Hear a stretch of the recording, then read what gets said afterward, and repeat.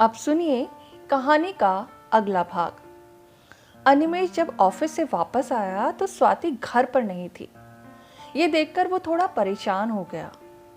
अनिमेश ने स्वाति को फोन लगाया। फोन स्विच ऑफ आ रहा था। फिर अनिमेश ने राजीव को कॉल किया।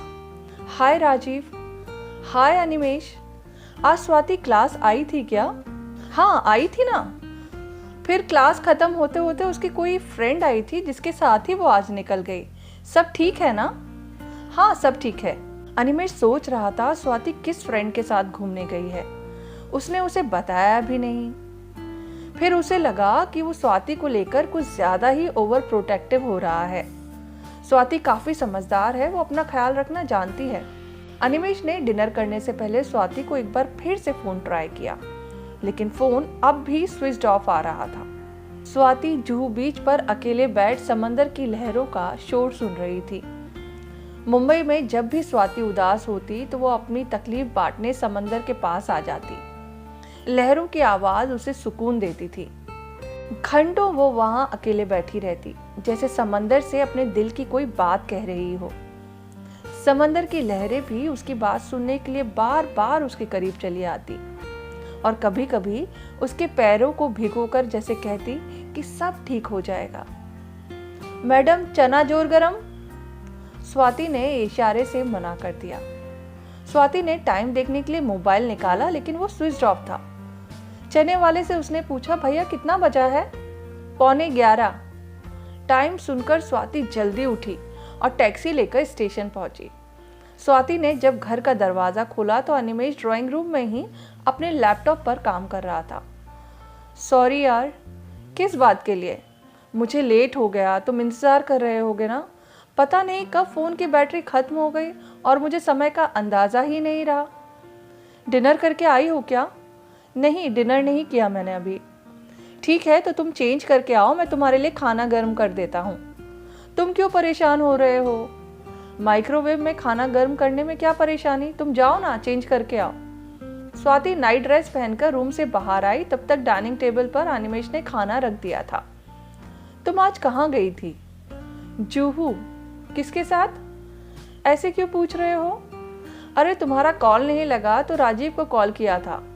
उसने बताया कि तुम अपनी किसी फ्रेंड के साथ निकल गई क्लास के बाद। तुमने राजीव को कॉल किया? तो क्या करता यार, चिंता हो रही थी तुम्हारी। हाँ सॉरी, मेरी गलती थी, तुम्हें इन्फॉर्म करना चाहिए था मुझे। मेरी फ्रेंड मीनू आई थी। ऑडिशन के दौरान ही उससे जान पहचान हुई है मेरी। विजय को भी जानती है वो। उसने आज कॉल करके बताया कि विजय को जब पता चला मुझे एक सीरियल में लीड रोल मिला है तो उसने मेरे गैंग रेप की खबर हर तरफ फैला दी। मीनू को भी उसने ही बताया और बोल रहा था देखना कैसे लाइन पर लाता हूँ स्वाति को। बहुत ही घटिया लड़का है यार ये विजय, अनिमेश ने कहा।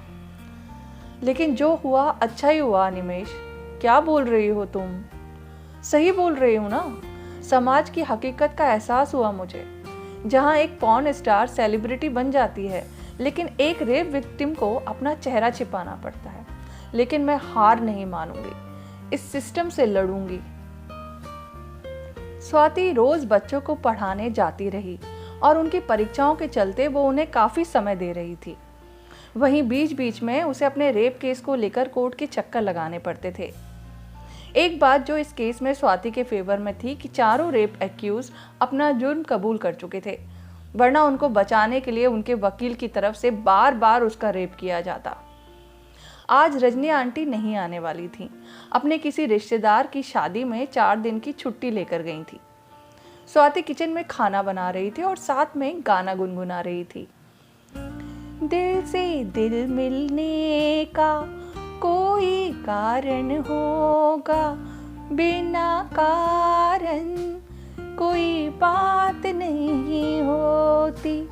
दिल से दिल मिलने का कोई कारण होगा, बिना कारण कोई बात नहीं होती। पीछे से अनिमेश ने आकर गाना आगे बढ़ाया। वैसे तो हम दोनों एक दूजे से हैं अभी अनजाने, वैसे तो हम दोनों एक दूजे से हैं अभी अनजाने। कोई अगर देखे तो कहे परसों के हैं मीत पुराने।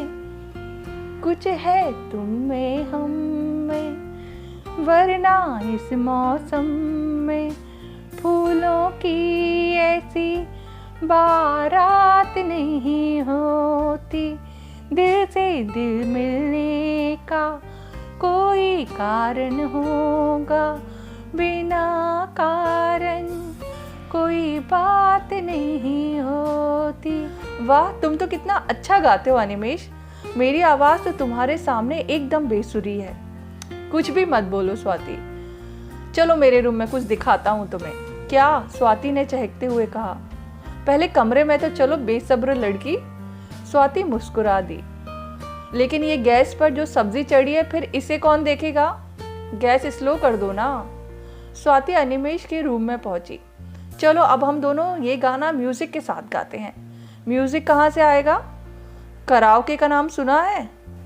कराओके डिवाइस देखकर स्वाति बच्चों की तरह उछल पड़ी।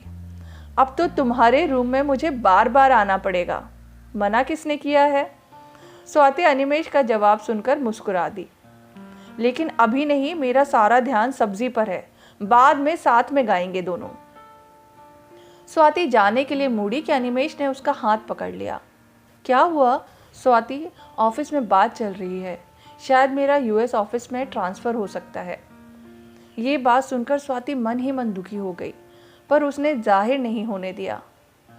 यानी जनाब का प्रमोशन हो रहा है? तुम खुश हो? बिल्कुल, तुम्हारे प्रमोशन से मुझे बुरा कैसे लग सकता है भला? चलो कुछ मीठा बनाती हूँ आज तुम्हारे खाने के लिए।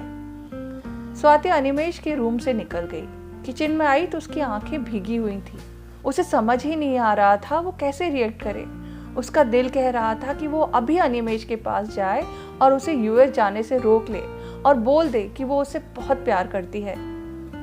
क्या स्वाति अनिमेष से अपने दिल की बात कह पाएगी, या अनिमेष और स्वाति दूर हो जाएंगे? जानने के लिए सुनते रहिए मेरी कहानी स्वाति के सपने।